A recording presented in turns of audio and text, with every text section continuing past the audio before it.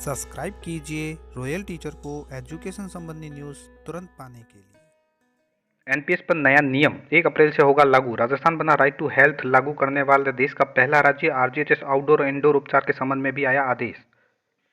जी हाँ साथियों, इस वक्त की बड़ी खबर की बात करें तो एनपीएस के अंतर्गत जो नया नियम है वो 1 अप्रैल से लागू हो गया है। इसके क्या नियम है, इसके बारे में जानकारी करेंगे आज के इस वीडियो में। साथ ही दोस्तों बात करें, राजस्थान बन गया है राइट टू हेल्थ लागू करने वाला देश का पहला राज्य। इसी के साथ इंडोर और आउटडोर चिकित्सा सुविधा जो आरजीएचएस के अंतर्गत दे होती थी, उसके संबंध में भी बड़ा आदेश है। बात करते हैं सबसे पहले राजस्थान सरकार वित्त विभाग की ओर से जारी राजस्थान गवर्नमेंट हेल्थ स्कीम ने आरजीएचएस के अंतर्गत इंडोर और आउटडोर चिकित्सा के संबंध में जो आदेश आया है वो है चिकित्सा दावों को प्रस्तुत करने के संबंध में। तो चिकित्सा दावे जो हम प्रस्तुत करते हैं वो शर्तों और प्रक्रिया के अधीन 15/4/2023 तक अवधि थी, उसको बढ़ाकर 30/4/2023 तक कर दिया गया है। साथ ही ये आदेश माननीय मंत्रीगण, विधायकगण, पूर्व विधायकगण दिनांक 31 अक्टूबर 2021 तक लंबित चिकित्सा पुनर्भरण दावों के निस्तारण पर भी लागू होगा। साथ ही संदर्भित आदेशों के अनुरूप निर्धारित प्रक्रिया के अनुसार भी दावे आरजीएचएस पोर्टल पर रिम्बर्समेंट मॉड्यूल से निस्तारित होंगे।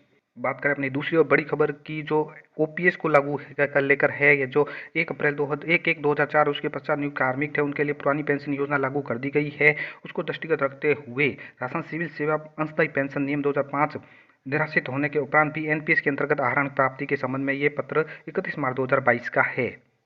इसके अंतर्गत दोस्तों ये बताया गया था कि 28/8/2022, 6/9/2022 के क्रम में जो परिपत्र जारी किए गए 30/12/2022 के द्वारा 1/1/2004 उसके पश्चात नियुक्त कार्मिकों द्वारा एनपीएस के अंतर्गत 1/4/2022 से 28/8/2022 तक आहरण की गई राशि को 31 मार्च 2023 तक संबंधित बजट में जमा कराने को लेकर निर्देशित किया गया था, लेकिन उसकी अवधि को बढ़ा दिया गया है। एनपीएस के अंतर्गत अगर आपने भी कोई राशि आहरित की है तो उसको संबंधित बजट में जमा कराने की अंतिम दिनांक अब 30/6/2023 कर दी गई है। साथ ही दोस्तों बात करें इसी को लेकर कि एनपीएस से पैसा निकालने पर जमा कराने होंगे जरूरी दस्तावेज। ये नियम 1 अप्रैल से ही लागू हो चुका है। नया नियम 1 अप्रैल से लागू है। अब एनपीएस से अगर पैसा निकालने होंगे तो जरूरी दस्तावेज भी आपको अपलोड करने होंगे। बात करें इस स्कीम की तो retirement fund scheme, national pension system, NPS से पैसा निकालने के लिए आपको कुछ जरूरी दस्तावेज जमा कराने होंगे। ये नया नियम 1 अप्रैल से लागू हो गया है। इन्हें कराने के बाद ही आप एनपीएस से पैसे निकाल सकते हैं। Pension fund regulatory and development authority ने कहा है कि वे लोग जो अपना पेंशन कॉर्पोरेट से भुगतान प्राप्त और स्कीम से निकालना चाहते हैं उन्हें 1 अप्रैल 2023 से कुछ दस्तावेजों को अपलोड करना अनिवार्य होगा। पीएफआरडीए की ओर से जारी नोटिफिकेशन में यह बताया गया है कि सब्सक्राइबर और संबंधित नोडल अधिकारी पीओपी कॉर्पोरेट को यह सुनिश्चित करना होगा कि जरूरी 4 दस्तावेज संबंधित सीआरए यूजर इंटरफेस पर अपलोड किए गए। साथ ही जांचना होगा कि जो भी दस्तावेज अपलोड किए जाएं उनका प्रिंट क्लियर हो। पीएफआरडीए की ओर से ये नियम लागू होने के बाद इस स्कीम से बाहर निकलने वाले लोगों के लिए एन्युटी भुगतान तेज और आसान हो जाएगा। Pension fund regulatory development authority यानी पीएफआरडीए की ओर से जनवरी 2023 में आंशिक निकासी से जुड़े नियम बदल गए थे। पीएफआरडीए की ओर से कहा गया था कि 2023 से आंशिक निकासी आवेदन संबंधित नोडल कार्यालयों में जमा करवाना होगा। साथ ही एक एनपीएस निवेशक योजना पूरी होने तक की अवधि में केवल 3 बार आंशिक निकासी का लाभ उठा सकता है।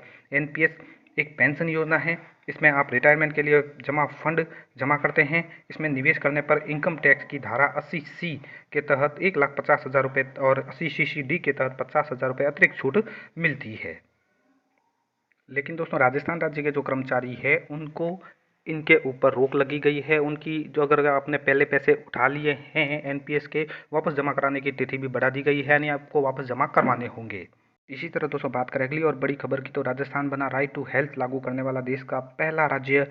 हड़ताल समाप्त कर राजस्थान को आरटीएच लागू करने वाला पहला राज्य बनाने के लिए मुख्यमंत्री अशोक जी गहलोत ने धन्यवाद दिया है सभी प्रिय चिकित्सकों का जनहितैषी कानून सहमत होने पर सुखद संकेत भी दिया है। यहाँ पर क्या क्या बातें हुई है थोड़ी चर्चा इसमें भी कर लेते हैं कि 50 बिस्तरों से कम वाले निजी मल्टी स्पेशलिस्ट अस्पतालों को आरटीएच से बाहर कर दिया गया है। साथ ही सभी निजी अस्पतालों की स्थापना सरकार के बिना किसी सुविधा के हुई है और रियायती दर पर बिल्डिंग को भी आरटीएच अधिनियम के से बाहर रखा जाएगा। ये अस्पताल आरटीएच के दायरे में आएंगे जैसे निजी मेडिकल कॉलेज है, पीपी मोड पर चलने वाले अस्पताल है।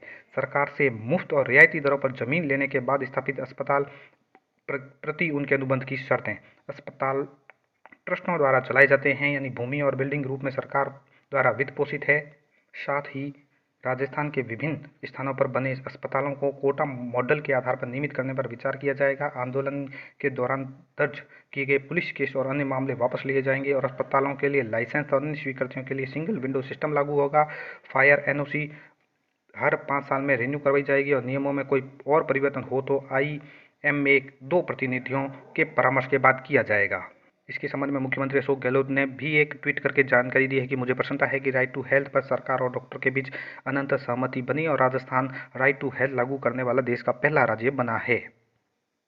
इसके संबंध में भी प्रेस नोट जारी किया गया था। राजस्थान में स्वास्थ्य का अधिकार को लेकर जो चिकित्सकों का जनहितैषी कानून है उस पर सहमत होने पर राज्य सरकार द्वारा मुख्यमंत्री द्वारा ये जनहितैषी प्रेस नोट भी जारी करके बताया गया है कि अब सहमति बन चुकी है। इसलिए मंगलवार को राज्य सरकार चिकित्सकों के बीच बिल को लेकर सहमति बनी। समझौते के अनुसार स्वास्थ्य का अधिकार लागू करने के प्रथम चरण में 50 बेड से कम निजी मल्टी स्पेशलिटी को इस कानून के बाहर रखा जाएगा। तो ये थी आज की बड़ी खबर। उम्मीद है ये वीडियो आपको पसंद आई होगी। वीडियो पसंद आए तो जरूर लाइक, शेयर और सब्सक्राइब कीजिए ताकि इस तरह की वीडियो और भी देखने को मिलती रहे।